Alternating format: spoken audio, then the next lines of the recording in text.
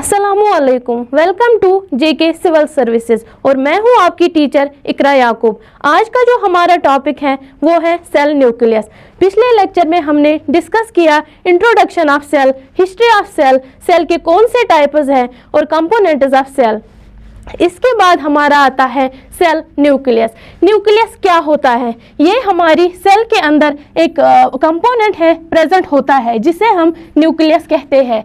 और न्यूक्लियस को डिस्कवर किया था रॉबर्ट ब्राउन ने। और न्यूक्लियस क्या है? इसको सेल का ब्रेन माना जाता है। सेल ये एक ओवल शेप्ड सिंगल स्ट्रक्चर है। ओवल शेप्ड यानी कि एग शेप्ड होता है जो एक सेल में प्रेजेंट होता है। और इसमें क्या है? इसमें genetic material in the form of chromosomes present होता है। और जो जिस तरीके से हमारी सेल का एक मेम्ब्रेन है जिसे हम सेल मेम्ब्रेन या प्लाज्मा मेम्ब्रेन बोलते हैं, वैसे ही न्यूक्लियस का भी एक मेम्ब्रेन होता है जिसे हम न्यूक्लियर एनवलप या न्यूक्लियर मेम्ब्रेन बोलते हैं। उसके बाद जो ये न्यूक्लियर मेम्ब्रेन या न्यूक्लियर एनवलप है, ये क्या करता है? ये इसको साइटोप्लाज्म से सेपरेट करता है। और साइटोप्लाज्म क्या था?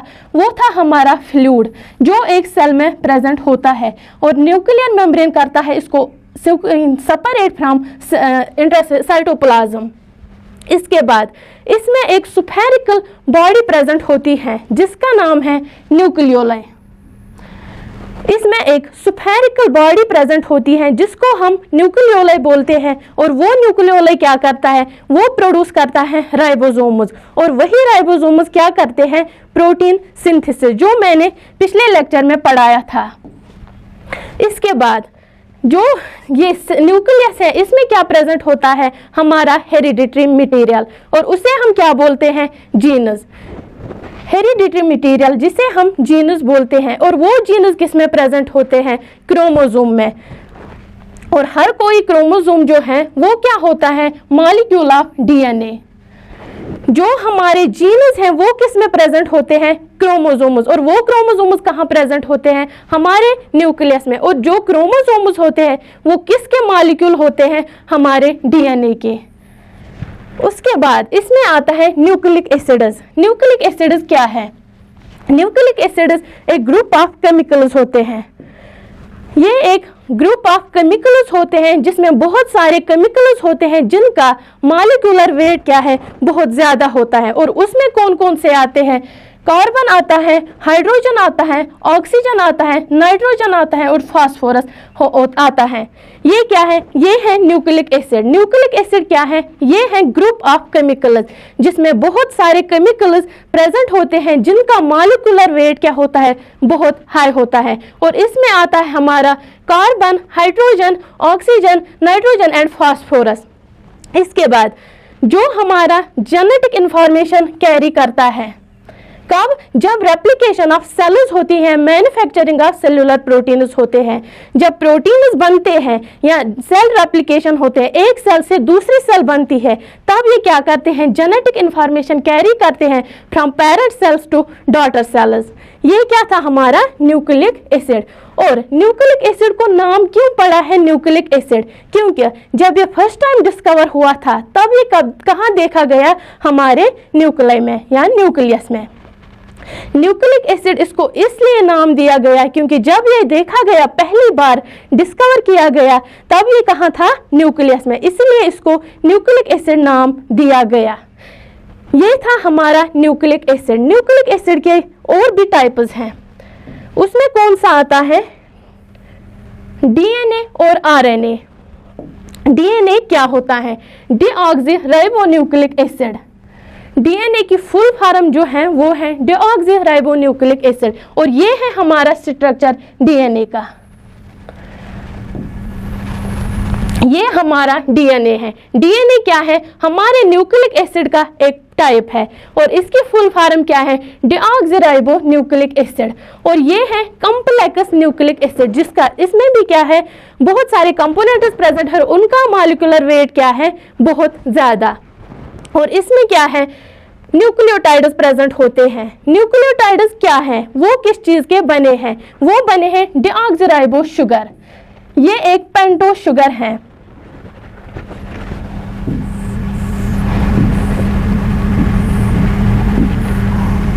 ये इसका स्ट्रक्चर है, किसका, न्यूक्लियोटाइड का। वो एक क्या है, उसमें डीऑक्सीराइबोस शुगर प्रेजेंट होता है, फास्फोरिक एसिड प्रेजेंट होता है और 4 बेसेस, 4 बेसेस उसमें क्या आते हैं, प्यूरिनस और पायरिमिडिनस। ये क्या है, ये हमारे बेसेस के टाइप्स हैं।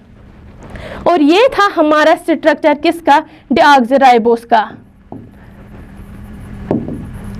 डीऑक्सीराइबोस का मतलब क्या है, डीऑक्सी, यानी कि इसमें ऑक्सीजन जो है वो एब्सेंट होता है, डीऑक्सी। और ये हमारा इसका फर्स्ट आता है और यहाँ पे OH के बजाय इसमें सिर्फ H प्रेजेंट होता है, यानी वहाँ पे इसका ऑक्सीजन एब्सेंट होता है, इसलिए इसको क्या बोलते हैं, डीऑक्सीराइबोस शुगर। और क्या प्रेजेंट होता है हमारे न्यूक्लियोटाइड में, फास्फोरिक एसिड होता है और 4 बेसेस।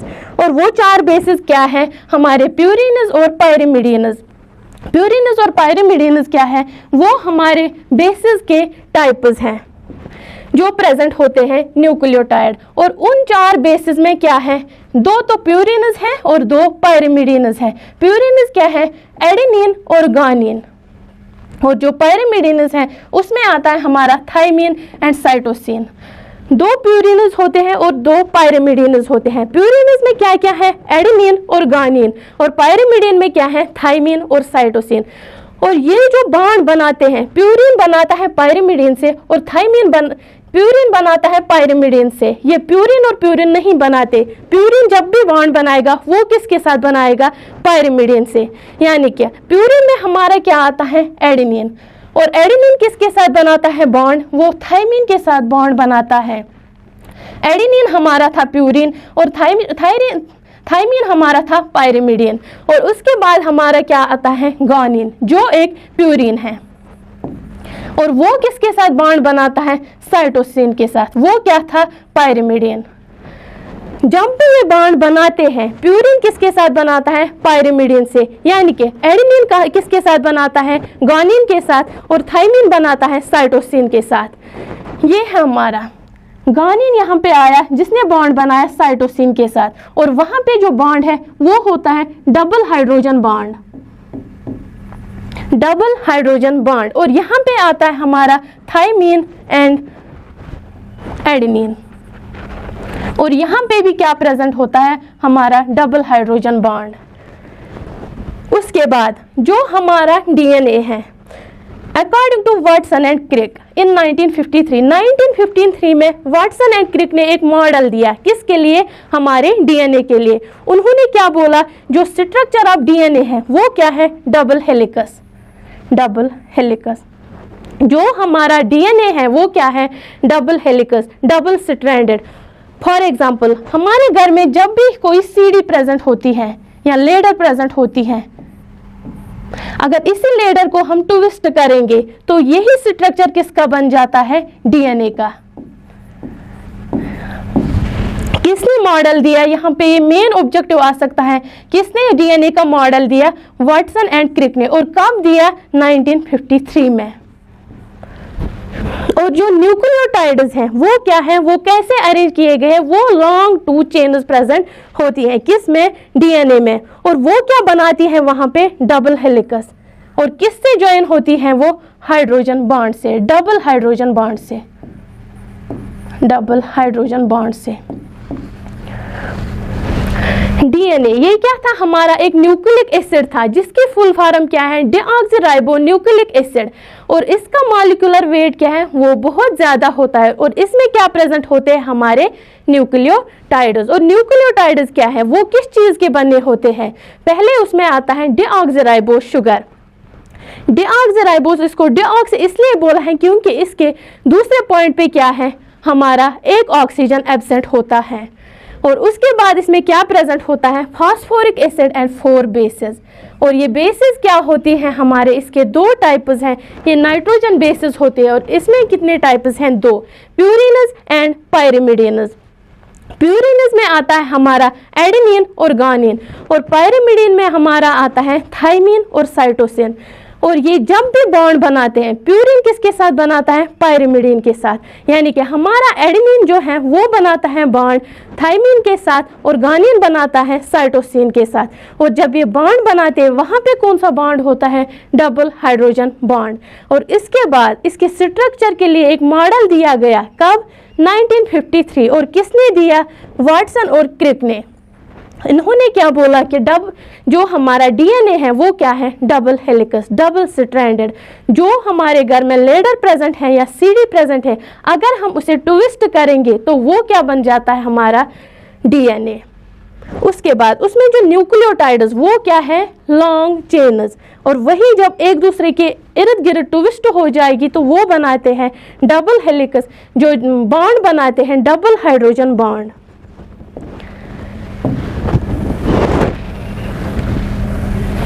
उसके बाद जो डीएनए है उसमें क्या प्रेजेंट होते हैं?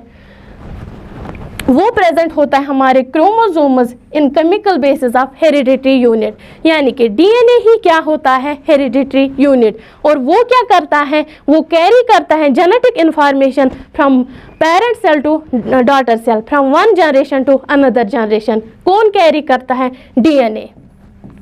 जो डीएनए हमारे क्रोमोसोम्स में प्रेजेंट होता है वो क्या होता है? Heredity unit. और वो कैरी करता है हमारी genetic information from one generation to another generation. इसके बाद इसका जो दूसरा टाइप है किसका? न्यूक्लिक एसिड का जो दूसरा टाइप है वो है ribonucleic acid, RNA, ribonucleic acid. और इसका स्ट्रक्चर, इसमें क्या होता है? राइबोन्यूक्लिक एसिड क्या करता है? ये प्रोटीन सिंथेसिस करता है। और जो ये राइबोन्यूक्लिक एसिड है वो सेम होता है डीएनए, सिर्फ इसमें क्या है? जो स्ट्रक्चरल डिफरेंसेस होते हैं, बाकी ये सेम है हमारे डीएनए के जैसा। पहले क्या माना जाता था कि आरएनए ही है जो हमारा हेरिडिटरी यूनिट होता है, जो हमारा जेनेटिक इंफॉर्मेशन कैरी करता है।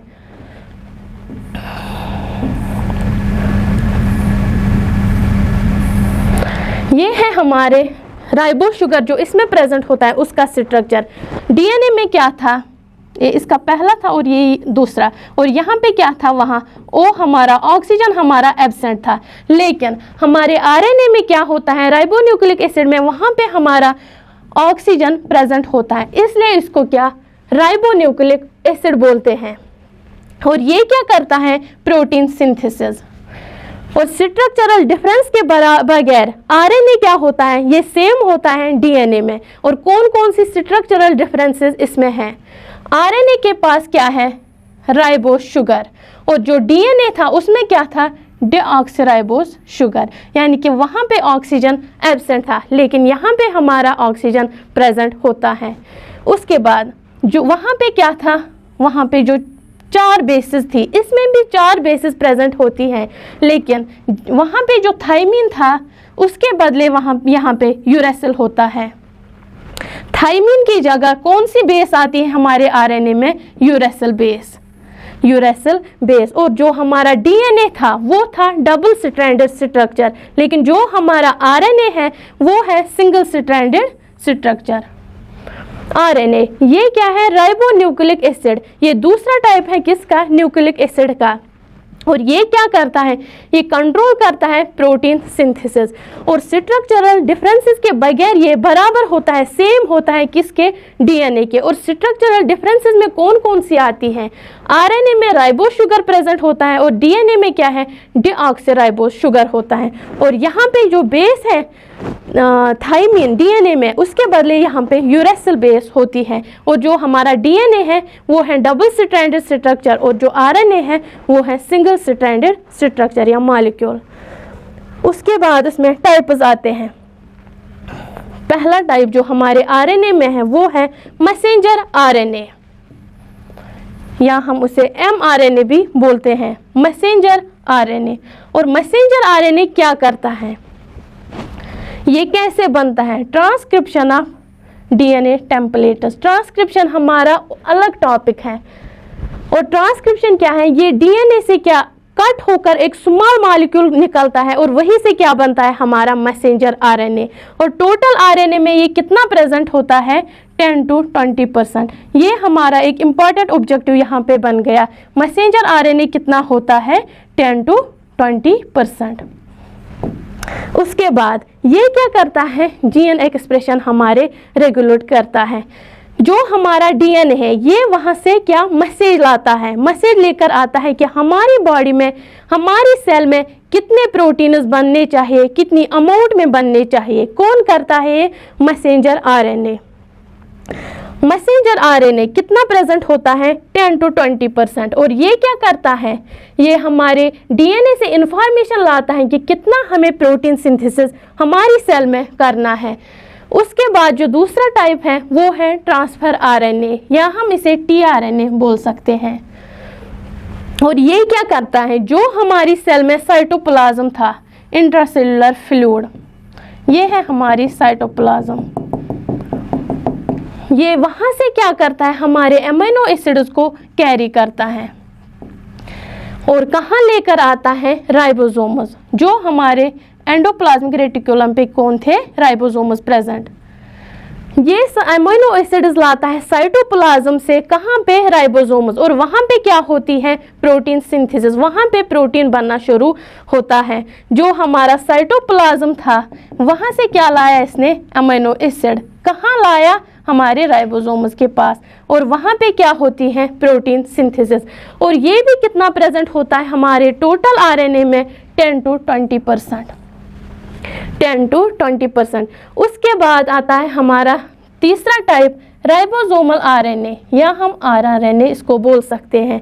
और ये क्या करता है, ये हमारे राइबोसोमस में एग्जिस्ट करता है, वहीं पे होता है। राइबोसोमस क्या है, साइट ऑफ प्रोटीन सिंथेसिस, जहाँ पे हमारे प्रोटीन बनते हैं।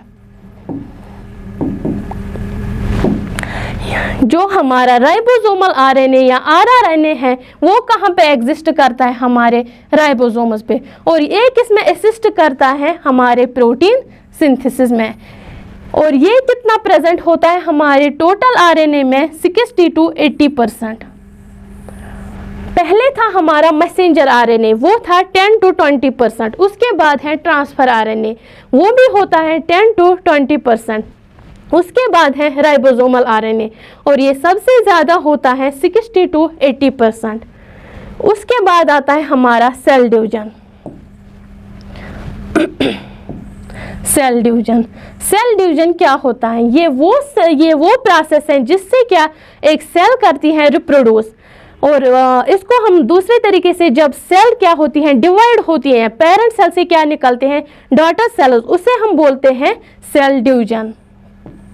सेल डिवीजन, जब एक पेरेंट सेल डिवाइड होती है, किस में, जब वो अपने डॉटर सेल्स बनाती है, उसे हम, उस प्रोसेस को हम बोलते हैं सेल डिवीजन। और सेल डिवीजन के कितने टाइप्स हैं, 2, mitosis and meiosis. Mitosis and meiosis, ये क्या है, ये हमारे सेल डिवीजन के टाइप्स हैं। और सेल डिवीजन क्या होता है, ये वो प्रोसेस है जिसमें सेल क्या करती है, अपनी डॉटर सेल्स को प्रोड्यूस करती है। उसके बाद जो हमारा पहला टाइप आता है उसमें वो है माइटोसिस। माइटोसिस या हम उसको सोमैटिक सेल डिवीजन बोलते हैं। सोमैटिक सेल डिवीजन या माइटोसिस या इक्वेशनल डिवीजन इसको हम बोलते हैं। उसके बाद ये वो प्रोसेस है जिसमें एक सिंगल पेरेंट सेल होती है और वही डिवाइड होके वहाँ पे क्या देती है, 2 identical daughter cells, same daughter cells. जैसे ये पेरेंट सेल होती है वैसे ही क्या निकलती है, 2 डॉटर सेल्स। और ये कहाँ पे ज़रूरी है, माइटोसिस कहाँ पे ज़रूरी है, ग्रोथ पे, जहाँ पे ग्रोथ होगी रैपियर पे, यहाँ पे अगर कहीं पे टिश्यू कट होगा तो वहाँ पे, या एसेक्सुअल रिप्रोडक्शन में, ये यहाँ पे याद रखना, एसेक्सुअल रिप्रोडक्शन में क्या होती है, माइटोसिस होती है।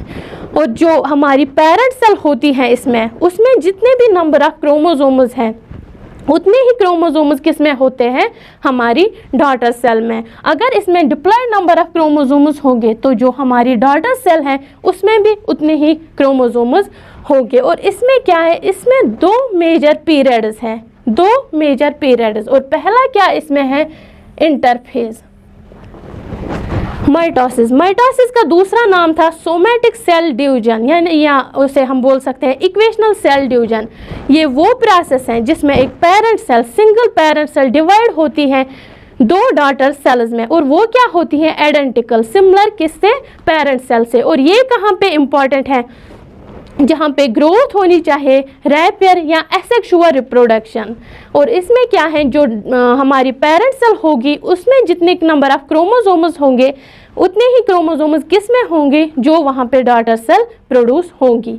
उसके बाद इसमें आते हैं 2 मेजर पीरियड्स, और पहला क्या है इसमें, इंटरफेज। पहला पीरियड इसमें आता है इंटरफेज। और इस फेज में क्या होता है, इस फेज में पहली सेल प्रिपेयर होती है किसके लिए, डिवीजन के लिए। और ये क्या करती है, ये अपना डीएनए इसमें रेप्लिकेट करती है। रेप्लिकेशन क्या है, जब न्यू फॉर्मेशन होगी, अगर डीएनए रेप्लिकेट होता है तो वहाँ पे क्या दूसरा डीएनए बन जाता है। इस फेज में पहले ये प्रिपेयर होगी किसके लिए, डिवीजन के लिए। उसके बाद ये करेगी cell replicates it is DNA, ये अपने डीएनए को रेप्लिकेट करती है, अपने ऑर्गेनेल्स को रेप्लिकेट करती है। और क्या करती है, इसका साइज जो है वो ज़्यादा होता है। ठीक है, एक इसमें सेल क्या रेप्लिकेट करती है, अपना डीएनए, अपने ऑर्गेनेल्स, और इसका जो साइज है वो इंक्रीज होता है। अगेन इसमें क्या आते हैं, 3 फेजेस, किस में, इंटरफेज में। पहले आता है हमारा G1 फेज। G1 फेज क्या है, ग्रोथ फेज। और इसमें क्या होता है, जो हमारे cell organelles, most of the cell organelles में इसमें डिवाइड होते हैं, डिवीजन होता है। जो हमारी सेल में ऑर्गेनेल्स प्रेजेंट थे, चाहे वो माइटोकॉन्ड्रिया था, एंडोप्लाज्मिक रेटिकुलम, जो भी थे, वो इसमें most of the cell organelles क्या होते हैं, डिवाइड होते हैं। फिर आता है इसका सेकंड फेज, एस फेज। क्या है, एस फेज। और एस फेज में क्या होती है, डीएनए रेप्लिकेशन, यानी कि इसमें और एक डीएनए बन जाता है। उसके बाद आता है इसका G2 फेज। इसमें क्या होता है, एंजाइम्स और प्रोटीन्स वो इसमें बन जाते हैं। इस फेज में एंजाइम्स और प्रोटीन्स बन जाते हैं। पहले क्या था, G1 फेज, जिसमें जो सेल ऑर्गेनेल्स थे वो डिवाइड हो गए थे। उसके बाद था हमारा एस फेज, उसमें क्या था, डीएनए रेप्लिकेशन हो गई। उसके बाद आता है हमारा G2 फेज, जिसमें एंजाइम्स और प्रोटीन्स बनने स्टार्ट हो गए। उसके बाद आता है हमारा माइटोटिक फेज, यानी कि पहले इसका था इंटरफेज, अब इसका आता है माइटोटिक फेज। और माइटोटिक फेज का पहला क्या है, प्रोफेज। पहला इसका है प्रोफेज। उसके बाद आता है इसमें मेटाफेज, इसके बाद एनाफेज, और उसके बाद आता है इसका टीलोफेज। ये फेजेस किसके हैं, माइटोटिक फेज के। और ये माइटोटिक फेज किसका है, माइटोसिस का। और पहले जो हमारा प्रोफेज है, इसमें क्या है, जो हमारी सेल थी उसमें जो क्या थे, क्रोमेटिन ग्रैन्यूल्स, वो क्या होते हैं, वो डेंस होते हैं, यानी कि थिक होते हैं। थिक होने से पहले वो थ्रेड लाइक थे, ऐसे थे, अब वो ऐसे बन जाते हैं, डेंस हो जाते हैं, किस में, प्रोफेज में। और जो हमारा क्रोमोसोम है वो बन जाता है, और न्यूक्लियर मेम्ब्रेन जो प्रेजेंट था हमारी सेल में वो डिसअपियर होता है। ये था हमारा प्रोफेज, ये हमारा प्रोफेज है। इसमें क्या है, जो हमारे क्रोमेटिन ग्रैन्यूल्स थे वो डेंस होते हैं, क्या होते हैं, डेंस, थिक होते हैं। उसके बाद आता है उसके बाद बन जाता है हमारा क्रोमोसोम्स। क्रोमेटिन से क्या बन गए, क्रोमोसोम्स। और जो न्यूक्लियर मेम्ब्रेन था वो खत्म हो गया, वो डिसअपियर हो गया। उसके बाद जो फेज है वो है मेटाफेज। दूसरा फेज जो है वो है मेटाफेज। इसमें क्या है, जो हमारे क्रोमेटिड्स हैं या क्रोमोसोम्स हैं वो एक इक्वेटोरियल प्लेन में अपने आप को अरेंज करते हैं। ये हमारा इक्वेटोरियल प्लेन है, और ये हमारे क्रोमोसोम्स इसमें अरेंज होते हैं, और इस प्लेन को हम बोलते हैं इक्वेटोरियल प्लेट। मेटाफेज में क्या है, जो हमारे क्रोमोसोम्स हैं या क्रोमेटिड, पेयर क्रोमेटिड हैं, वो अपने आप को अरेंज करते हैं एक इक्वेटोरियल लाइन में, या हम इसको बोलते हैं मेटाफेजिक प्लेट। मेटाफेजिक प्लेट, इसको हम मेटाफेजिक प्लेट बोलते हैं। और ये कहाँ पे अरेंज होते हैं? Between two centrioles. ये हमारे सेंट्रियोल्स थे, कहाँ पे अरेंज होते हैं? Between two centrioles. और कहाँ पे? एक इक्वेटोरियल लाइन पे, और वहाँ पे उसे हम क्या नाम देते हैं? Metaphasic plate. ये क्या था? मेटाफेज। पहले था हमारा प्रोफेज, जिसमें क्या था? जो क्रोमेटिन ग्रैन्युल्स थे वो थिक हो गए थे, डेंस हो गए थे, और वहाँ पे क्या बन गए थे?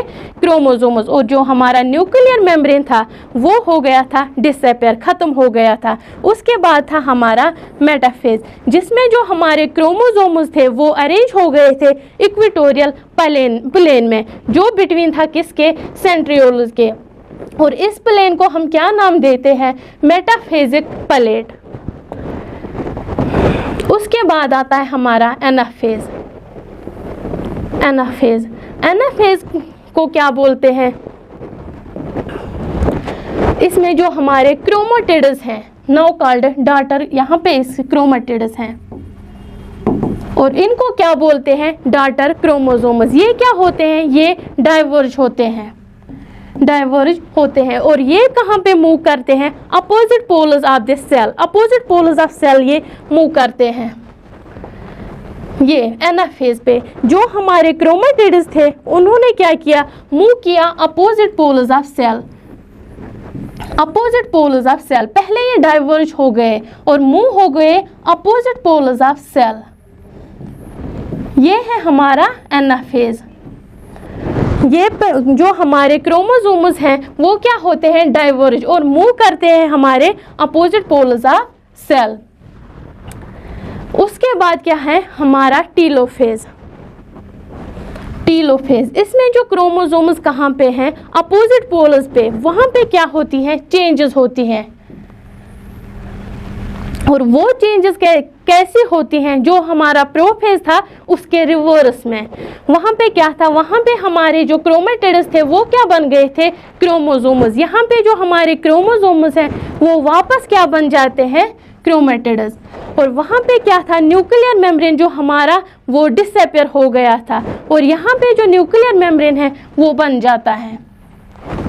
टीलोफेज क्या है? इसमें वो चेंजेस आती हैं जो अपोजिट होती हैं हमारे प्रोफेज के। और यहाँ पे क्या है? वहाँ पे हमारा क्रोमेटिड्स क्या बनता था? क्रोमोसोम्स। यहाँ पे क्रोमोसोम्स वापस से क्या बन जाता है? क्रोमेटिन्स। और वहाँ पे हमारा न्यूक्लियर मेम्ब्रेन डिसअपियर हो गया था, और यहाँ पे जो हमारा न्यूक्लियर मेम्ब्रेन है वो बन जाता है, फिर से बन जाता है। ये क्या था हमारा? Prophase, metaphase, anaphase and telophase. उसके बाद आता है हमारा साइटोकाइनेसिस। टीलोफेज के बाद आता है हमारा साइटोकाइनेसिस। साइटोकाइनेसिस में क्या होता है? जो हमारा साइटोप्लाज्म है वो डिवाइड होता है। इसमें जो साइटोप्लाज्म था, इसमें जो साइटोप्लाज्म वो डिवीजन होता है, उसमें डिवीजन होता है, और ये हमारी एक डॉटर सेल बन गई और ये हमारी दूसरी डॉटर सेल बन गई। लेकिन यहाँ पे क्या है? मेन जो हमारा पेरेंट सेल होगी उसमें जितने क्रोमोसोम्स हैं वो उतने ही क्रोमोसोम हमारी डॉटर सेल में भी प्रेजेंट होंगे। और यहाँ पे क्या है? यहाँ पे एक पेरेंट सेल से सिर्फ 2 डॉटर सेल बन जाती हैं। ये था हमारा माइटोसिस, माइटोटिक फेजेस। उसके बाद है इसका दूसरा, वो है मियोसिस। मियोसिस को दूसरा नाम क्या बोलते हैं? Reproductive cell division. Reproductive cell division या मियोसिस, ये एक स्पेशल टाइप का डिवीजन है जो किस में होता है? सेक्सुअली रिप्रोड्यूसिंग ऑर्गेनिजम्स में। माइटोसिस कहाँ पे होता था? एसेक्सुअल रिप्रोडक्शन में। और ये कहाँ पे होता है? सेक्सुअली रिप्रोड्यूसिंग ऑर्गेनिजम्स में। और यहाँ पे भी फेजेस हैं। पहले आता है हमारा मियोसिस फर्स्ट। मियोसिस फर्स्ट में पहले क्या है? इंटरफेज। इसमें भी एक सेल क्या होती है? वो प्रिपेयर होती है किसके लिए? डिवीजन के लिए, बाय रेप्लिकेटिंग इट्स डीएनए। ये अपने डीएनए को क्या करती हैं? रेप्लिकेट, और एक डीएनए बनाती है। और एक सेल क्या होती है? प्रिपेयर किसके लिए? डिवीजन के लिए। और फिर आता है इसका प्रोफेज फर्स्ट। इसमें जो क्रोमोसोम्स होते हैं वो क्या होते हैं? कंडेंस, यानी कि वो थिक हो जाते हैं। पहले वो थ्रेड लाइक स्ट्रक्चर्स थे, अब वो क्या है? डेंस हो गए, डेंस हो गए। और डेनस होने के बाद वहाँ पे क्या होता है, सिनैप्स। सिनैप्स क्या है, सिनैप्स ये अगर हमारी एक सेल है और इसमें क्या है, ये क्रोमोसोम्स प्रेजेंट होते हैं और यहाँ पे सिनैप्स का मतलब है जो होमोलॉगस क्रोमोसोम्स हैं, ये दो क्या है, होमोलॉगस सेम, और ये दो क्या है, सेम, और इन दोनों का क्या है, ये एक दूसरे के साथ मिल जाते हैं और उसको हम बोलते हैं सिनैप्स। और यहाँ पे ये दोनों मिल गए और ये यहाँ पे ये दोनों होमोलॉगस क्रोमोसोम्स इसमें एक दूसरे के साथ अटैच होते हैं, मिल जाते हैं, उसे हम क्या बोलते हैं, सिनैप्स। और उनको क्या बोलते हैं, जब दो ये मिल गए एक और एक, उसे हम क्या बोलते हैं, टेट्राड। Tetrad synapse. जब दो होमोलॉगस क्रोमोसोम्स एक दूसरे के साथ अटैच होते हैं, मिल जाते हैं, तो वहां पे क्या बनता है, टेट्राड। क्या बन जाता है, टेट्राड। और वहां पे क्या होती है, क्रॉसिंग ओवर हो जाती है। पहले एक क्रोमोसोम था, उसके बाद दूसरा आ गया और ये यहाँ पे क्या हो गई, सिनैप्स, और ये क्या बन गया, टेट्राड। और अब ये और ये जो मिल गए, इसका जो एक पोर्शन है वो इसमें आता है और इसका जो एक पोर्शन है वो इसमें आता है। इसलिए जो एक ऑर्गेनिज्म है उसमें जो कैरेक्टरिस्टिक्स है वो क्या होते हैं, कुछ उसके फादर से मिलते हैं और कुछ उसकी मदर से मिलते हैं। वो यहाँ पे इसी की वजह से, क्योंकि यहाँ पे क्या होते हैं, exchange of genetic material, exchange of genetic material, क्योंकि ये हमारे क्रोमोसोम्स हैं और ये क्या करते हैं, यही हमारे हेरिडिटरी मटेरियल होते हैं। और यहाँ पे जब क्रॉसिंग ओवर हो गई, एक्सचेंज ऑफ जेनेटिक मटेरियल हो गया, वहाँ पे क्या हो गया, न्यूक्लियर एनवेलप क्या है, वो ब्रेक हो गया, डिसअपियर हो गया। ये कौन सा फेज था हमारा, प्रोफेज फर्स्ट। इसके बाद है मेटाफेज। जो अब हमारे होमोलॉगस पेयर ऑफ क्रोमोसोम्स, जो homologous of pair of chromosomes जो एक दूसरे के साथ मिल गए, वो क्या आ गए अब हमारे इक्वेटोरियल ऑफ सेल, जो हमारी ये थी यहाँ पे आ गए। वो यहाँ पे क्या था हमारा, सेंट्रोसोम, यहाँ पे वो आ गए, जिसे हम क्या बोलते हैं, मेटाफेजिक प्लेट। मेटाफेजिक प्लेट ये है हमारा मेटाफेज फर्स्ट। इसमें क्या है, जो हमारे होमोलॉगस क्रोमोसोम्स हैं जो कैसे मिल गए, बाय सिनैप्स, जो वहां पे अटैच हो गए, वो कहाँ पे आते हैं, हमारे इक्वेटोरियल लाइन पे, यानी कि हमारे मेटाफेजिक प्लेट पे। उसके बाद क्या है, एनाफेज फर्स्ट। जो ये होमोलॉगस पेयर्स थे ये क्या हो गए, सेपरेट हो गए। कैसे, जो हमारी जो स्पिंडल्स हैं कहाँ से आती हैं, सेंट्रियोल से, ये वहां से क्या करती हैं, पुल करती है, खींचती है उनको अपोजिट पोल्स की तरफ, और वहां पे जो हमारे होमोलॉगस क्रोमोसोम है वो क्या होते हैं, वो सेपरेट होते हैं। एनाफेज फर्स्ट में क्या है, जो हमारे होमोलॉगस क्रोमोसोम्स हैं वो सेपरेट होते हैं, कहाँ की तरफ, अपोजिट पोल्स की तरफ, एक यहाँ की तरफ जाएगा और एक यहाँ की तरफ जाएगा। ये था हमारा एनाफेज फर्स्ट। उसके बाद है हमारा टीलोफेज फर्स्ट। टीलोफेज फर्स्ट में क्या होता है, टीलोफेज फर्स्ट और उसके साथ क्या है, साइटोकाइनेसिस। इसमें जो है दो daughter cells, haploid daughter cells क्या है, वो बन जाती हैं। दो हैप्लॉइड डॉटर सेल्स क्या बनी, इसमें जो पेरेंट सेल थी वो क्या थी, डिप्लॉइड, और ये क्या डॉटर सेल्स के निकली वहां से हैप्लॉइड। और साइटोकाइनेसिस क्या है, ये जब यहाँ पे जो साइटोप्लाज्म था, जो फ्लूइड था, वो जब अलग अलग होगा, सेपरेट होगा, उसे हम क्या बोलते हैं, साइटोकाइनेसिस। टीलोफेज में क्या है, पहले इसमें जो प्लाज्मा, जो फ्लूइड था साइटोप्लाज्म, वो सेपरेट हो गया और उसके बाद क्या है, दो हैप्लॉइड डॉटर सेल बन गई। उसके बाद जो अब ये दो हैप्लॉइड डॉटर सेल हैं वो फर्दर होगी किस में, मियासिस सेकंड में। और मियासिस सेकंड क्या है, ये सिमिलर होता है किससे, माइटोसिस से, यानी कि इसका डिवीजन अब किसके साथ सेम होगा, हमारी माइटोसिस, जो हमारा पहला सेल डिवीजन था। और लेकिन पहले इसमें एक सेल क्या थी, वो थी डिप्लॉइड, और यहाँ पे क्या बन गई, टू डॉटर सेल्स, वो क्या है, हैप्लॉइड।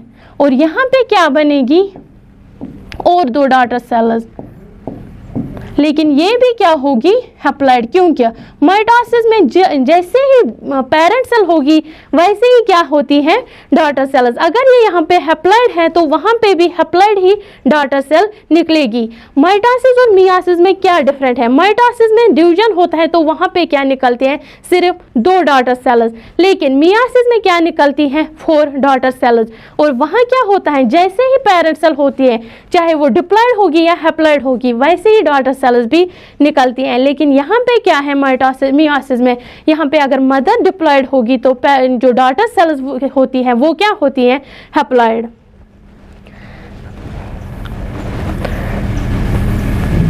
ये है हमारी मियोसिस। पहले इसमें ये होता है प्रोफेज फर्स्ट में, उसके बाद होती है यहाँ पे साइनेप्स। होमोलॉगस क्रोमोसोम्स एक दूसरे के साथ मिल जाते हैं और क्या होती है वहाँ पे, क्रॉसिंग ओवर। कुछ कैरेक्टर्स इसके उसमें आ जाते हैं और उसमें कुछ इसमें आ जाते हैं। उसके बाद होते हैं हमारे सेंट्रियोल्स, वो क्या करते हैं, स्पिंडल्स भेजते हैं और क्रोमोसोम्स को अपने साथ अटैच करते हैं। उसके बाद क्या है, वो फोर्स अप्लाई करते हैं और इनको अपनी तरफ अपोजिट पोल्स की तरफ खींचते हैं और इनको अपोजिट पोल्स की तरफ खींचते हैं। उसके बाद होती है साइटोकाइनेसिस, यानी कि जो हमारा साइटोप्लाज्म है वो सेपरेट होता है और न्यूक्लियर मेम्ब्रेन जो है वो बनना स्टार्ट होता है और वहाँ पे क्या निकलती है, हमारी 2 डॉटर सेल्स। लेकिन क्या होती हैं ये, हैप्लॉइड। वहाँ पे मदर क्या थी, डिप्लॉइड, और डॉटर सेल्स क्या निकलती हैं, हैप्लॉइड। और ये था हमारा टॉपिक सेल का जो आज कंप्लीट हो गया। Thank you.